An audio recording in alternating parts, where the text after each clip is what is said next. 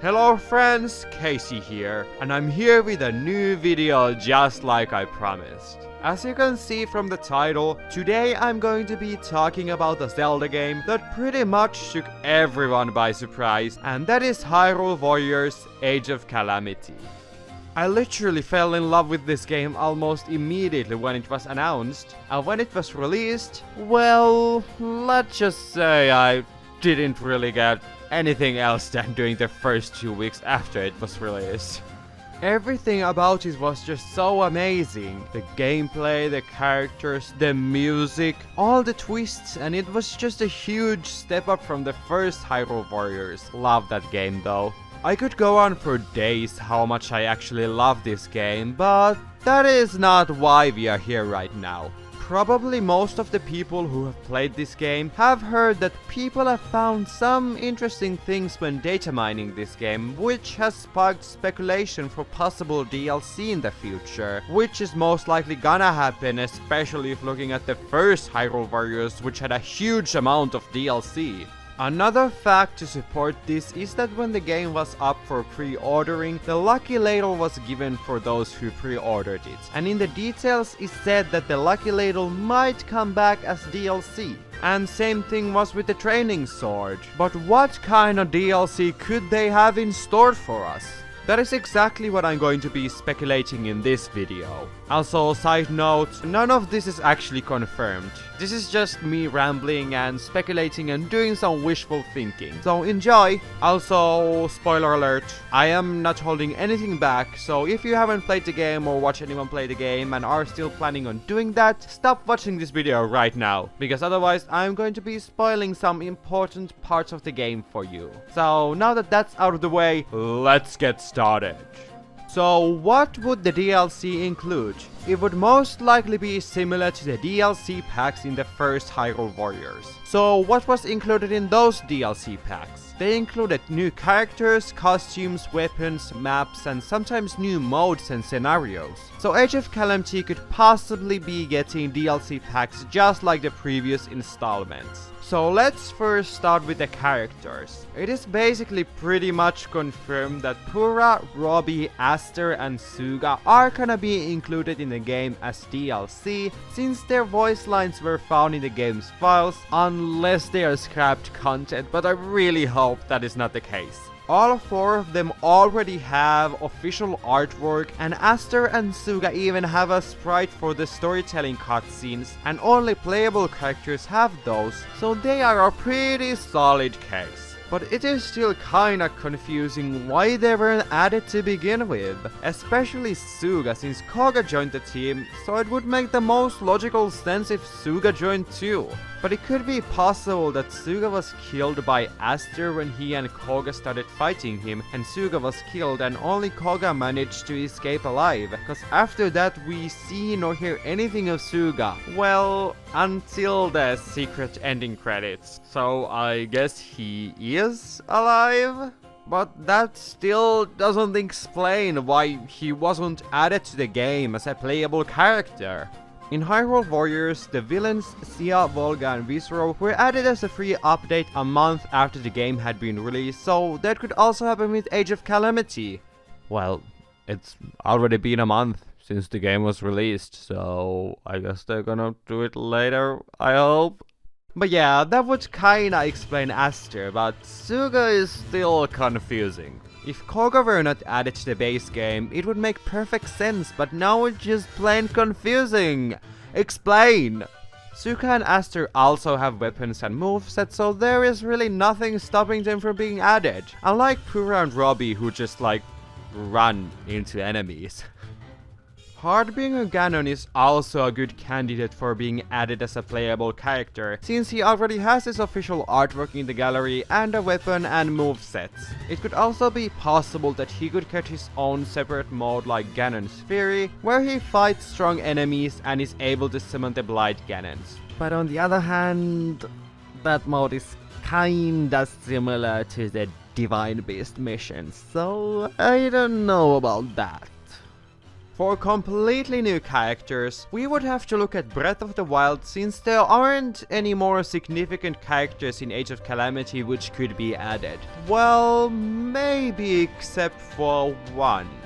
And it is very unlikely for them to add characters from any other Zelda games, since every other game is set to take place thousands and thousands of years before the events of these two games. Hyrule Warriors was different since it isn't a canon game and it doesn't have an official place on the timeline, so they pretty much had the liberty to add any character they liked. Well, we still aren't sure how canon Age of Calamity actually is, but you get the point. So anyway, new characters. The most noticeable ones already appeared in the game, but there are still a few key characters from Breath of the Wild who could be potential playable characters. But there aren't that many, so don't have your expectations too high. So let's just first list the characters from Breath of the Wild that had some significant plot purposes or something like that. Those characters are Cass, Paya, Bolson, Pikango, and Kilton. Yeah, like I said, there aren't that many. And that there wouldn't be any more characters from Age of Calamity, but Kilton is kinda in the grey area, cause we don't know for sure that it's Kilton who is running the Fang and Bone in Age of Calamity. No names are ever mentioned, so it could be him or it could be his parents or something. All of these 5 characters have possibilities of being added to the roster, since they all had significant personalities and were memorable to people. Other possibilities, which aren't that likely, would be Old Impa, Old Robbie, and Young Pura. I would personally love to see a conflict between Impa, Paya, and Old Impa, where Impa is super shocked how her future granddaughter looks exactly like her, and also what she's gonna look like when she's old. Another one could be Link's family. We never get to know about Link's family, well, like in any other game, much other than that his father was a knight. What a twist, right? And from the concept art from creating a champion, we can tell that Link's family was planned, so it would be amazing to see them in Age of Calamity, especially because this time they are still alive, since in Breath of the Wild they were all presumed dead. It would be amazing to get Linkle in this game as well. One another could be Wolf Link, which could be unlocked with a Wolf Link amiibo. And yes, I know I said that no characters from the past games, but since he appeared in Breath of the Wild, might as well appear in this game. And he doesn't need to have any starter function similar to all the other DLC characters from Hyrule Warriors. As of now, the Wolf Link amiibo only gives you items like all the other amiibos, and I think it would be amazing to get Wolf Link as a fighter. And then they could make more of those amiibos as they did with the champions. And even though I don't like amiibos, I'd still like to get a Wolf Link amiibo because I never managed to get it. But if they don't add Wolf Link as a character, they could add him as a weapon for Link. Speaking of weapons, if compared to the first Hyrule Warriors, Age of Calamity is really lacking in weapons. Link has 3 different kinds of weapons, Zelda has 2, and everyone else has 1. So we really have to get more weapons on the market.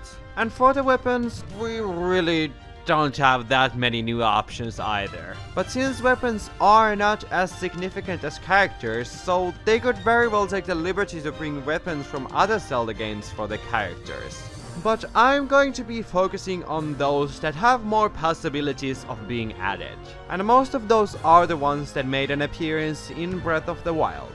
One that is very likely to appear as a weapon is a horse for Link, like in Hyrule Warriors. Horse riding was a pretty big part in Breath of the Wild, so it wouldn't be surprising if they added it as a weapon. Similar to the horse, Master Cycle Zero could also be added as a weapon. It could work as its separate weapon or as part of the horse, similar to the Great Fairies, as Malania, the horse god only appears when doing the special or the weak point attack. The Master Cycle Zero could also be a weapon for Monk Mash Koshia, since he is the one who gives it to Link in Breath of the Wild. I actually thought that defeating Maskoshia would unlock the Master Cycle Zero instead of Maskoshia himself. For King Rome, they could give the ancient shield that Zelda gave him. I seriously thought that he was gonna use it with his claymore, but I guess not. I mean, yeah, the claymore is a two-handed weapon, but that doesn't mean it couldn't be incorporated in some other way. The travel medallion is also a good candidate for a new weapon. It could work in a similar manner to Lana's summoning gate in Hyrule Warriors, and the most plausible warriors to have it would be either Zelda, Impa or Koshia.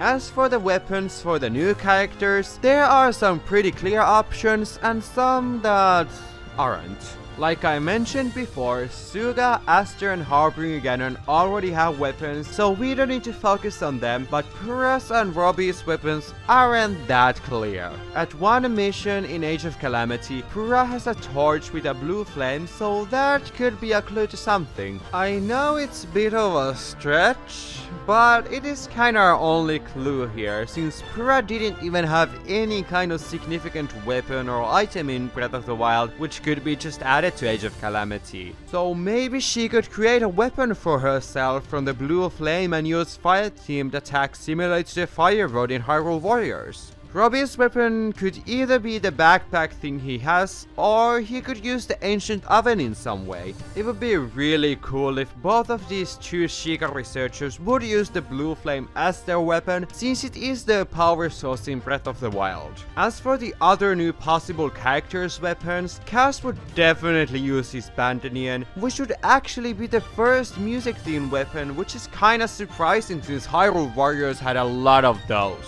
Paya's weapon is also quite a tricky one. She could possibly use the Sheikah heirloom, aka the Shrine Orb, since she was pretty tied onto it in Breath of the Wild. Or she could use the Travel Medallion I mentioned earlier. Pikango's weapon would probably be his paintbrush, which is pretty self-explanatory. It's just cause, well, he paints all the time. And Bolson would have his special iron sledgehammer, which was included in his concept art in creating a champion.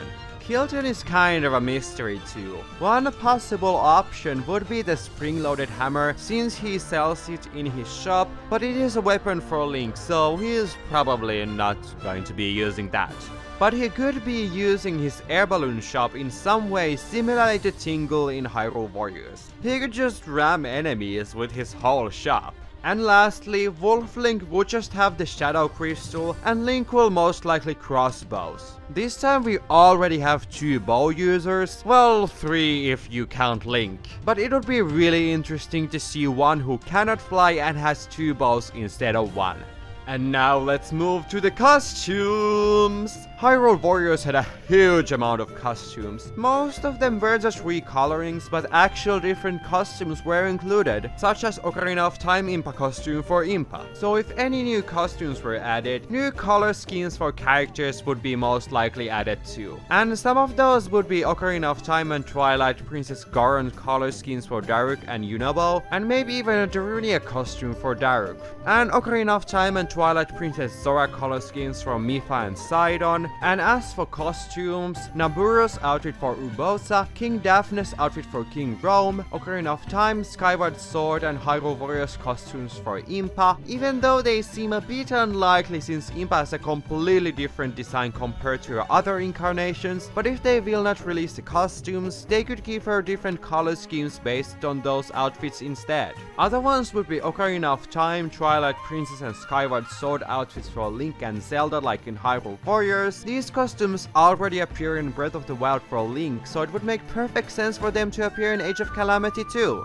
Zelda's royal attire from Breath of the Wild and Age of Calamity also has a high possibility of being added. It actually already is in the game and is fully functional, but is just hidden in the files and cannot be unlocked without cheats. Other clothes for Zelda would be Hylia robes on Skyward Sword and her Hyrule Warriors costume. Since Link's Hyrule Warriors costume was made available, it would be logical for Zelda to get hers too. Also, Zelda's outfit from Breath of the Wild 2 would be really cool. I mean, it's almost identical to a regular outfit, she just has shorter hair and the Hylian hood. For other additional content, the rods could be upgraded to the more powerful Meteor, Blizzard and Thunderstorm rods to inflict more damage on enemies. It would also be amazing if you were able to choose which one of the Great Fairies or the Horse God you'd invite to battle instead of them just switching randomly. But of course that option would stay there too. And I didn't really know which category this would fall into, so I just put it here. Okay, anyway, next! For new characters, you'd need new side missions to get more hearts and combos for them. And this is actually the biggest evidence that supports DLC being released. The side missions were left on an oddly uneven number, and it seems that the side missions have the same symbol as the shrines from Breath of the Wild. They are probably gonna have at least 200 of them. Unless they are gonna add more and more characters and make it go to 300, but we might run out of places on the map before that. Like you can see, the map is pretty full already.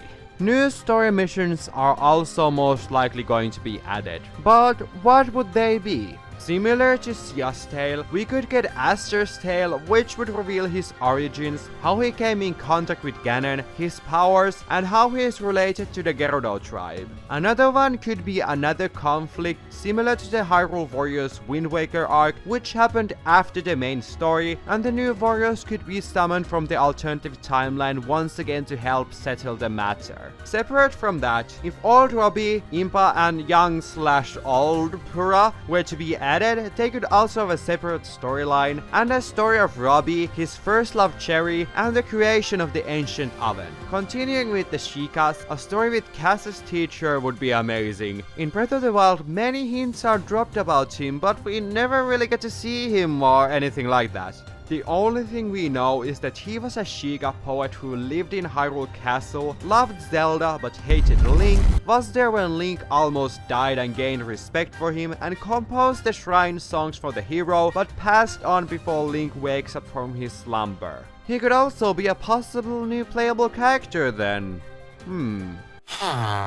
But anyway, Cass's reunion with his beloved teacher would just be really heartwarming, just like Mipha's and Sidon's. Related to the Sheikah, the future of the Yiga clan was kinda left in the dark. Since they joined on the conquest to defeat their old master, are they now on good terms with the royal family? Or do they just go back to their evil old ways? A story related to that would just be really interesting to see. A cool story mode would also be if we saw how did the calamity exactly happen in the original timeline, which character left like everyone thought the game was originally going to be like. I know we saw bits and pieces from the memories in Breath of the Wild and in creating a champion, but it would still be cool to see what exactly went down and everyone's journeys when they split ways to counter Calamity Ganon, but I am not having my hopes too high for that. But speaking of Breath of the Wild, if Breath of the Wild 2 were to be released in the near future, it would be pretty awesome to get a corresponding event in Age of Calamity, since both games are in the same situation currently, except that in Age of Calamity there is less destruction and ruin and more people are alive. But this would also mean that we'd get a new map, because it seems like part of Breath of the Wild 2 is going to be underground, and then we get more room for new side missions. Also, something with the 3 dragons would be cool. But I think that might be left for Breath of the Wild 2 or some other game in the future. Hopefully at least. Oh my god!